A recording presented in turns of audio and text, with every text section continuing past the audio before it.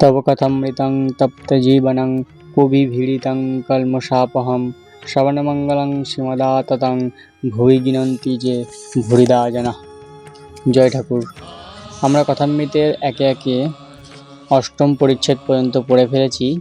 আজকে নবম পরিচ্ছেদ। তমরক্ষং পরমং বেদিতব্যাং তমস্য বিশ্বস্য পরং নিধনম তমব্যায় শাশ্বত ধর্মগুপ্তা সনাতনস্তং পুরুষো মতো মে। অন্তরঙ্গ সঙ্গে আমি কে?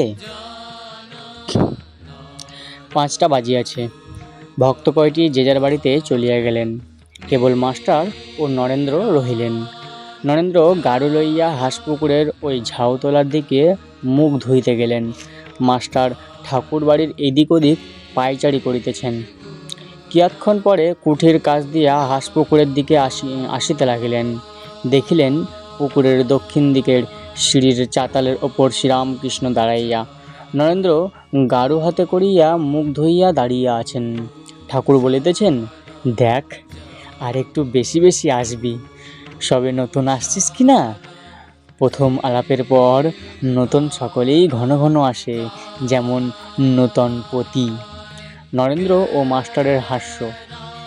কেমন, আসবি তো?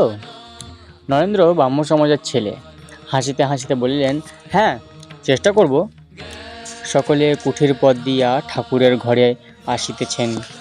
কুঠির কাছে মাস্টারকে ঠাকুর বলিলেন, দেখো চাষারা হাটে গরু কিনতে যায়। তারা ভালো গরু মন্দ গরু বেশ চেনে।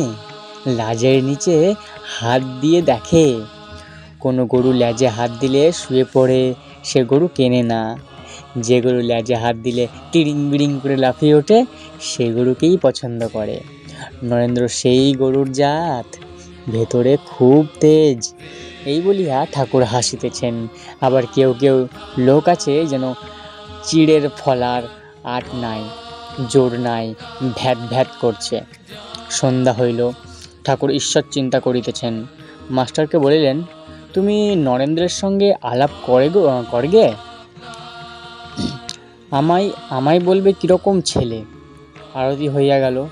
মাস্টার অনেকক্ষণ পরে চাঁদনির পশ্চিম ধারে নরেন্দ্রকে দেখিতে পাইলেন। পরস্পর আলাপ হইতে লাগিল। নরেন্দ্র বলিলেন, আমি সাধারণ ব্রাহ্ম সমাজের, কলেজে পড়িতেছি ইত্যাদি।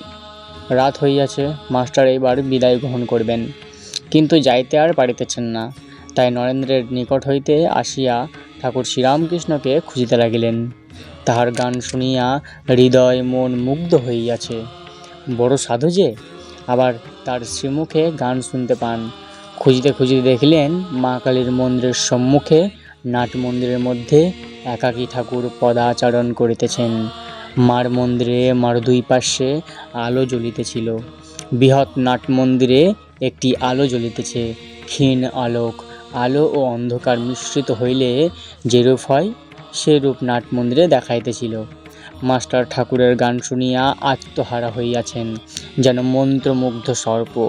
এক্ষণে সংকুচিতভাবে ঠাকুরকে জিজ্ঞাসা করিলেন, আজ আর কি গান হবে? ঠাকুর চিন্তা করিয়া বলিলেন, না, আজ আর গান হবে না। এই বলিয়া কি যেন মনে পড়িল। অমনি বলিলেন, তবে এক কর্ম করো, আমি বলরামের বাড়ি কলকাতায় যাব, তুমি যেও, সেখানে গান হবে। মাস্টার, যে আজ্ঞে। শ্রীরামকৃষ্ণ, তুমি জানো বলরাম বসু? মাস্টার, আজ্ঞে না। শ্রীরামকৃষ্ণ, বলরাম বসু বোসপাড়ায় বাড়ি। মাস্টার, যে আজ্ঞা, আমি জিজ্ঞাসা করব। শ্রীরামকৃষ্ণ মাস্টারের সঙ্গে নাট মন্দিরে বেড়াইতে বেড়াইতে, আচ্ছা, তোমার একটা কথা জিজ্ঞেস করি, আমাকে তোমার কি বোধ হয়? মাস্টার চুপ করিয়া আছেন। ঠাকুর আবার বলিতেছেন, তোমার কি বোধ হয়? আমার কয় আনা জ্ঞান হয়েছে? মাস্টার, আনা এই কথা বুঝতে পারছি না, তবে এরূপ জ্ঞান বা প্রেম ভক্তি বা বিশ্বাস বা বৈরাগ্য বা উদার ভাব কখনো কোথাও দেখি নাই। ঠাকুর শ্রীরামকৃষ্ণ হাসিতে লাগিলেন। এরূপ কথাবার্তার পর মাস্টার প্রণাম করিয়া বিদায় গ্রহণ করিলেন। সদর ফটক পর্যন্ত আসিয়া আবার কি মনে পড়ে গেল, অমনি ফিরিলেন।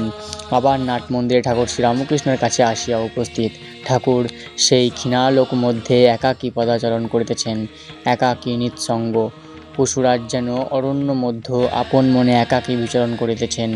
আত্মারাম সিংহ একলা থাকতে, একলা বেড়াতে ভালোবাসে। অনপেক্ষ অবাক হইয়া মাস্টার আবার সেই মহাপুরুষ দর্শন করিতেছেন। শ্রীরামকৃষ্ণ মাস্টারের প্রতি, আবার যে ফিরে এলি? মাস্টার, আগে বোধহয় বড় মানুষের বাড়ি যেতে দেবে কি না, তাই যাব না ভাবছি। এইখানে এসেই আপনার সঙ্গে দেখা করব। শ্রীরামকৃষ্ণ, না গো, তা কেনে?